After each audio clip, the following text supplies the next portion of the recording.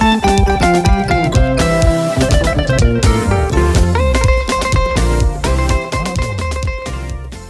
allons vous partager le témoignage de Madame Jocelyne Comsel.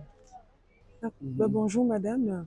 Oui, bonjour. Donc, excusez-moi, est-ce que c'est la première fois que vous venez à la conférence de gloire? Parce que là, nous sommes à la 6e édition. Est-ce que c'est votre première fois ou bien vous avez été amené à participer à des événements, enfin, à des sessions antérieures? Oui, j'ai eu l'occasion d'aller dans des conférences, d'aller dans des séminaires, beaucoup voyager à ce sujet-là pour Christ. Mais ici, c'est la première fois que je me présente ici. D'accord. Qu'est-ce qui vous a motivé à venir? Qu'est-ce qui vous a attiré? Qu'est-ce qui vous a parlé?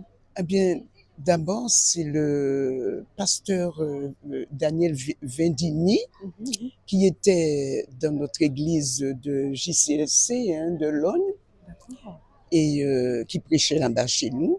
Et à la fin du deuxième jour, il nous a invité le pasteur Alexandre Travailleur, qui est notre pasteur, à venir ici. Voilà, il nous a invités à cette conférence et je suis heureuse d'être là aujourd'hui, de connaître ce lieu aussi et de participer à ce moment-là. À ce moment-là, oui, c'est vrai, c'est important pour des chrétiens de se retrouver. Voilà. Donc, qu'est-ce que vous attendez de cet événement?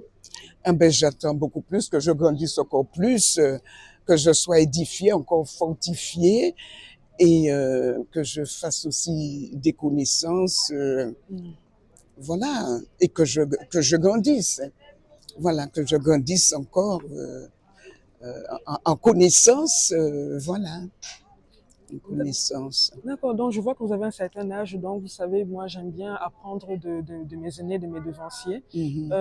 Ça fait combien de temps que vous êtes que vous marchez avec le Seigneur Jésus-Christ? Comment vous l'avez rencontré? Qu'est-ce qui s'est passé dans votre vie pour que vous puissiez avoir comment dire, cette marche-là depuis tant d'années? Qu'est-ce qui s'est passé? C'est-à-dire que nous étions dans le catholicisme auparavant, il y a bien des années, et nous avons rencontré une famille chrétienne évangélique qui m'a invité dans son église à Pontoise. Alors donc je suis allée, parce qu'il faut quand même, quand quelqu'un vous invite, c'est deux choses qu'il y a, c'est soit vous allez ou vous n'y allez pas.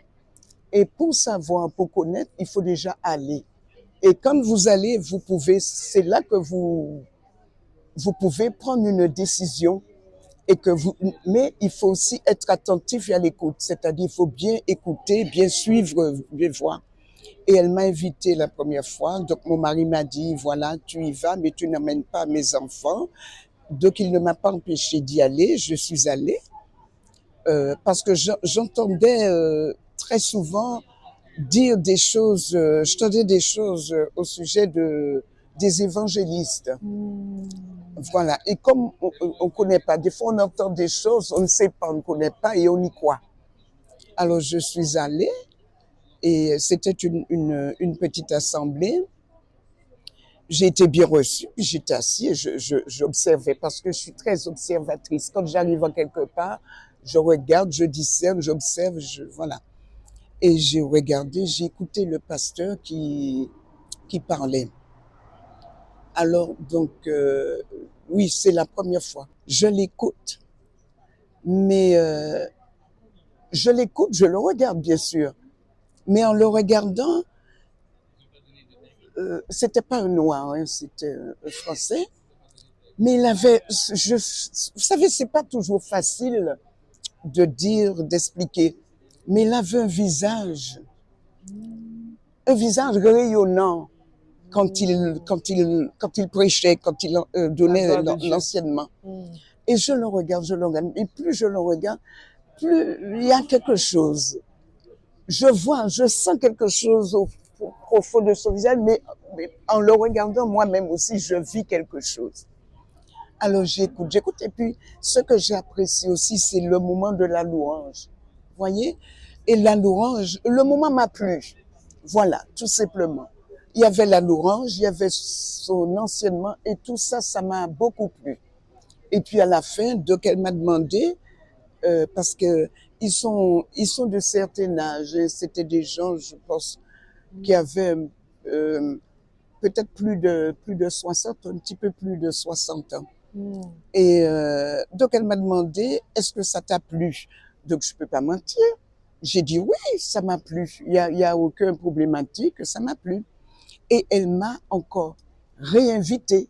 Ben, je suis allée. Et la seconde fois, donc elle m'a invité. Lui, mon mari, m'a dit, je viens aussi. Prépare les enfants. Donc j'ai préparé les enfants et nous avons été. Mais la seconde fois, c'était pas lui, parce qu'il remplaçait le pasteur de l'église. Alors le pasteur de l'église, bon, ben, j'ai dit bonjour, puis j'étais là. Et bon, mais c'était pas la même chose. C'était pas la même chose. C'est-à-dire que le premier, sa façon d'enseigner, enfin, c'était pas pareil. Mais j'ai bien aimé quand même. Hein. Et à la fin comment dire, du culte, donc c'était le pasteur, il est décédé, hein, c'était le pasteur Dupont, qui est décédé maintenant. Et il dit, voilà, donc je vais partir, je vais descendre sur Paris, je crois que c'est la salle des ingénieurs, je crois, le pasteur Prudent aidait le pasteur Barma et encore, je pense que vous connaissez, vous avez, comment? À la Porte Dorée, c'est le pasteur de Porte Dorée. Et puis, donc il a dit oui, parce que je vais les aider, ils ont beaucoup de travail. Donc si parmi vous, il y en a qui est malade et qui a besoin de prière ou quel que soit le problème, si vous voulez, vous pouvez venir avec moi. Et donc le pasteur Prudent a proposé, et mon mari, qui sait que que j'ai des problèmes d'estomac, parce que ça faisait plusieurs années que je souffrais de l'estomac. Et mon estomac était soigné par des pansements que le médecin traitant me donnait pour mon estomac. Alors mon mari m'a dit, Jocelyne, on y va. Donc nous sommes descendus à Paris avec le pasteur Prudent. Et puis c'était une immense salle, hein. C'était une très très grande salle. Donc je me suis trouvée au milieu, mais il y avait du monde ce jour-là. Et puis donc il y avait un bon long moment de louange, adoration. Et moi, comme j'ai apprécié à Pontoise, et donc j'ai apprécié, j'aime la louange, j'aime adorer Dieu. Donc j'étais là, je me sentais bien, j'étais vraiment bien. Et puis, donc à un moment donné, l'évangéliste Archange a dit, maintenant, donc on va arrêter la louange et je vais prier pour les malades d'abord, et ensuite pour ceux qui ont des problèmes, qui ont d'autres problèmes, d'autres besoins. Alors, quand il a dit ça, il y a eu toute une foule, une queue vous voyez, une queue pour aller pour la prière, voilà. Et quand j'ai vu la foule et la queue, j'étais pas vers le devant, j'étais milieu un peu, voilà. J'ai parlé à Dieu, j'ai dit, Seigneur, écoute-moi. Et j'étais tout jeune, j'étais même pas baptisée, hein, à l'évangile, j'étais tout. Je lui dis, écoute-moi, s'il te plaît. Si tu peux guérir ceux qui sont devant, qui se sont avancés. Je lui dis, écoute, moi, tu le sais, je suis timide et j'ai peur. Parce que c'est vrai, j'ai peur, j'étais dans mes débuts, hein, je connais pas, je commence à petit avancer. Alors je lui dis, tu sais que je suis timide et je te dis que j'ai peur et tu le sais. Alors écoute-moi, je ne vais pas devant. Mais si tu peux guérir ceux qui sont devant, tu peux me guérir là où je suis à ma place. Amen. Et puis, même pas 15 minutes, il est comme ça. L'évangéliste encore son doigt est comme ça dans l'endroit où je suis placé. Et il fait ça. Il dit là, il y a une guérison. Il y a une guérison. C'est quelqu'un qui avait des problèmes de santé, malade. Il y a une guérison. Alors, qu'est-ce que j'ai fait? sans timidité, sans honte. J'ai fait ça. Monsieur, c'est vous, vous êtes malade, vous étiez malade? Le monsieur a dit non. J'ai fait ça. J'ai dit, j'ai demandé, madame, monsieur, vous étiez malade? Tous ceux qui étaient derrière mon dos me disent que non, ils n'étaient pas malades. Alors, je leur ai dit, écoutez, si vous n'êtes pas malade, vous n'étiez pas malade. Donc, la guérison, c'est moi. Je le prends pour moi, je suis guéri. Et c'était bien moi. J'ai été guéri. Jusqu'à présent, je suis guéri. Je suis guéri.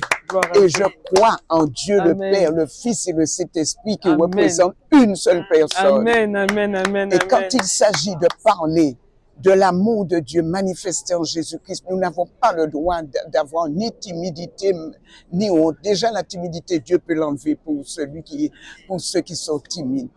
Voilà, je n'ai pas honte.